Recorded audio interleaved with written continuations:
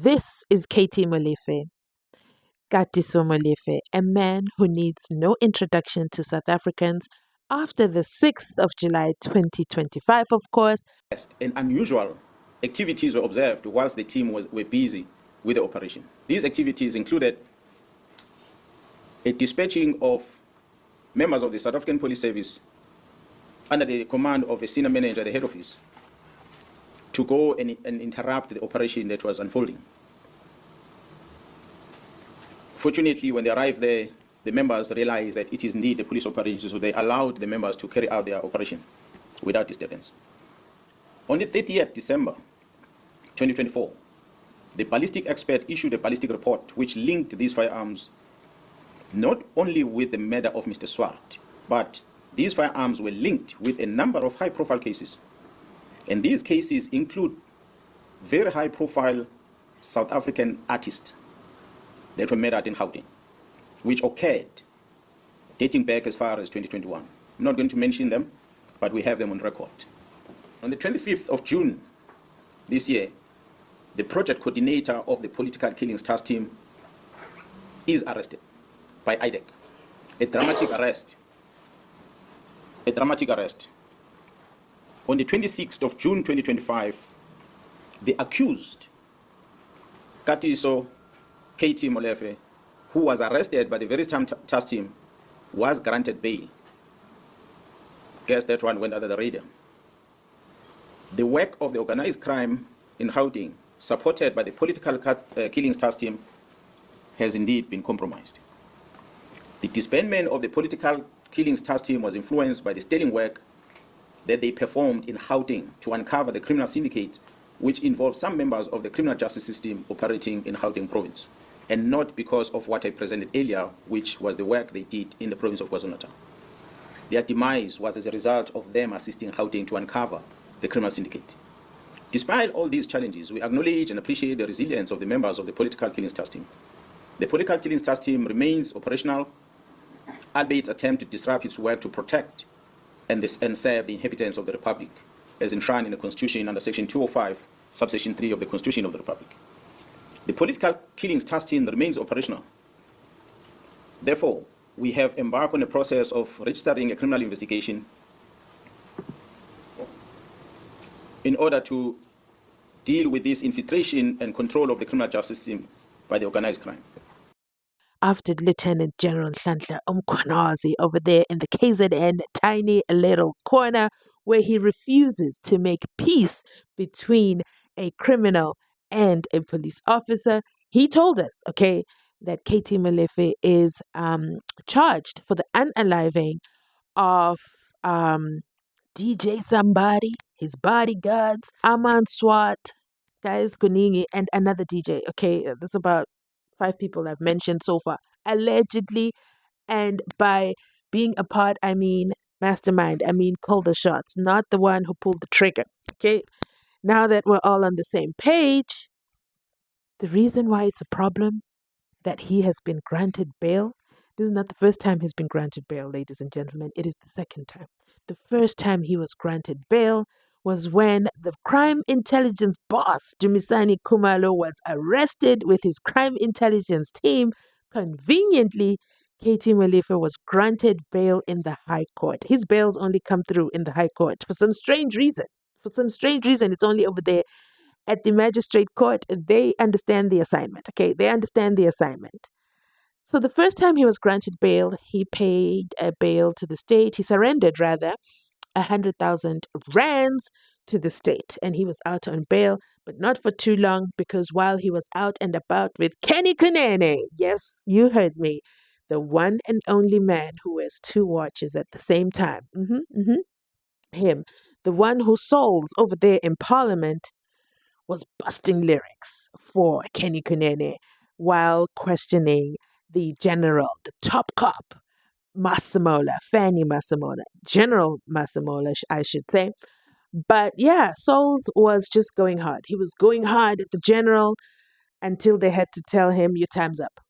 Your time is up. Even though his time wasn't up, but you know what? Time's up. It was too much, okay? It was very confusing because he turned the ad hoc committee about Mkhwanazi'S allegations on the 6th of July into the Kenny Kunene ad hoc committee. And quite frankly, that's not why we were all gathered there. Okay. Wrong WhatsApp group, Souls. Okay. Wrong WhatsApp group. Time is up. My time is up. Are you sure? Chair, are you sure? But I'll accept it. I shall accept it. You can ask the honorable members. They will tell you how long the microphone has been on. I'll accept it, Chair. Respectfully bow. Thank you very much. But anyway, let's talk about why Katie Molefe being out on bail is problematic. It's actually a big problem. It's not just a big problem because witnesses are going to be threatened, or witnesses might disappear, or witnesses might change their story, or he might interfere with witnesses. The bigger problem here is that him being out on arrest collapses. Yes, I tried to look for a better way to say it so that I know we are a lot of Mkhwanazi supporters, but all that Mkhwanazi has said are allegations so far, right? So when I say that, I don't mean he doesn't have evidence. I mean, he placed KT Molefe on that Big Five list. He might be at the bottom. He might be a bottom feeder. But the man said, you need a 400,000 bail for me to leave Kgosi Mampuru right now? Hold the line. Just hold the line. You'll have the money by the end of the day. And 400,000 rands was made available. I mean, it's not surprising. That's just a change for him, because I believe, if I remember from his bail application, his property is worth about 30,000 rands, the one that he lives in, because, he's got multiple properties. Now, here's the situation. It causes a problem for Mkhwanazi'S allegations about him being part of the Big Five, because he's roaming the streets right now. As you are watching this, look over your shoulder. He is roaming the street. He's as free as can be. They can say go to the police station 3 times a week. That doesn't frustrate him, okay? He is outside of Kgosi Mampuru. He has access to his cell phones. He can even wear 2 watches just like Kenny Kunene. And he is living in his home. So he has access currently. As we speak, I would have loved to hear Mkhwanazi's reaction, because the last time he was granted bail, Mkhwanazi was just not impressed. Wow. What is going on inside Phakathi within the high courts? What exactly is going on? Anyway, I want to hear your opinions with regards to, do you think him being out on bail collapses the state's case? Did the prosecution team fail the police? The police do their part, and then they submit the docket to the prosecution team. And the prosecution team has to now use their legal dondoni inside Phakathi, the court, to make sure this man doesn't get granted bail. 2 out of 2. Every time he appeals the bail decision, every time he gets it. The bail conditions were increased. The money was increased. He still said, don't worry about it. Money is not a problem at all, okay? This is handled. He's out. And that, for me, is a huge red flag. Either it confirms what Mkhwanazi says about the judicial system, or there isn't enough evidence in his case to pin him. That's the conversation I want us to have. Let me know your thoughts in the comment section down below. I really feel I should start a series called The Gates and the Crimes, because this is Morgan Maumela's Gate. You guys enjoyed the last video I did on it. Did I say then we saw? Wow, okay. Then we saw Shadrach Sevilla's Gate, okay? 2 out of 2, both of them have roofs, or a need for their gates to have roofs. Strange to me, but let's continue. And now let's go ahead and take a look at the latest out on bail from Kgosi Mampuru, KT Molefe. Now, his gate. What is going on here? Well, he didn't get the memo. Where is the roof on the gate, KT? Or is he a conservative spender? Does he not invest in the roof of the gates? Now look at the neighbor's gate. Ooh, look at that. Look at the angle. Look at the angle.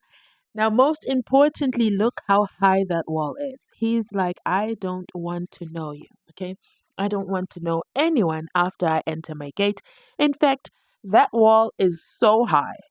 Wow, this is quite the neighborhood. But let's go on back to the site that we're really interested in, which is Katie Molefe'S home, which is valued at about 30 million rands. Don't hold me to it. Yeah, don't hold me to it because it's been a while since I heard about the value. That was during his bail hearing. I believe that was in August. Yeah, his bail hearing in August. But I can obviously, if you guys know the actual value, make sure to drop it in the comment section down below. This was mentioned in the bail application. So at this point, it is public information. Yeah. So at this point, it is public. Why does the gate also look small? Why does it not small? And you know what? I blame Morgan Maumela for this. Now we're looking at the gates and thinking they're small, when actual fact, what Morgan Maumela did is astronomically crazy. But with that said, I'm going to end this video right here. Please remember to like, to comment, to subscribe.